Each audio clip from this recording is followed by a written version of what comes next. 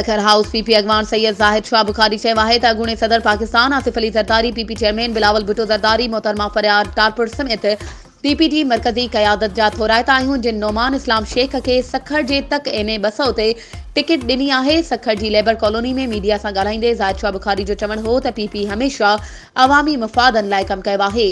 8 February PP जे उम्मीदवारनि जी फतह जो ॾींहुं हूंदो।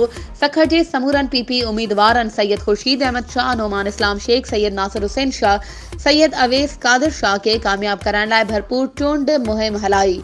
खेनि अक्सरियत सां कामयाब कराईंदासीं। ज़ाहिद शाह बुखारी चयो त पीपी खां सवाइ जेके बि हुकूमतूं आयूं उन्हनि अवाम खे महांगाई खां सवाइ कुझु बि न ॾिनो, पर पीपी हुकूमत मुल्क मां महांगाई जो ख़ात्मो आंदो ऐं रोज़गार ॾिनो, जंहिं सबबि मुल्क में खुशहाली आई ऐं हाणे हिकु भेरो ॿीहर चइनी सूबनि समेत मर्कज़ में अवाम जे वोट जी ताक़त सां पीपी हुकूमत ठाहींदी।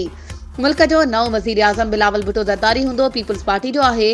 8 फरवरी ते सखर समेत सिंध, पंजाब, बलूचिस्तान ऐं केपीके मां समूरा उम्मीदवार कामयाब थींदा। मुल्क जो ईंदड़ वज़ीर आज़म बिलावल भुट्टो ज़रदारी हूंदो।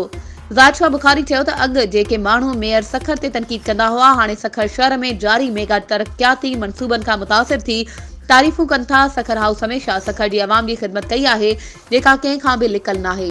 वधीक ख़बरुनि ऐं अपडेट्स जे लाइ असांजे चैनल खे सब्सक्राइब कयो ऐं हा, बेल आइकन खे प्रेस करणु न विसारिजो त जीअं असांजी हर नई अचण वारी वीडियो तव्हां ताईं पहुची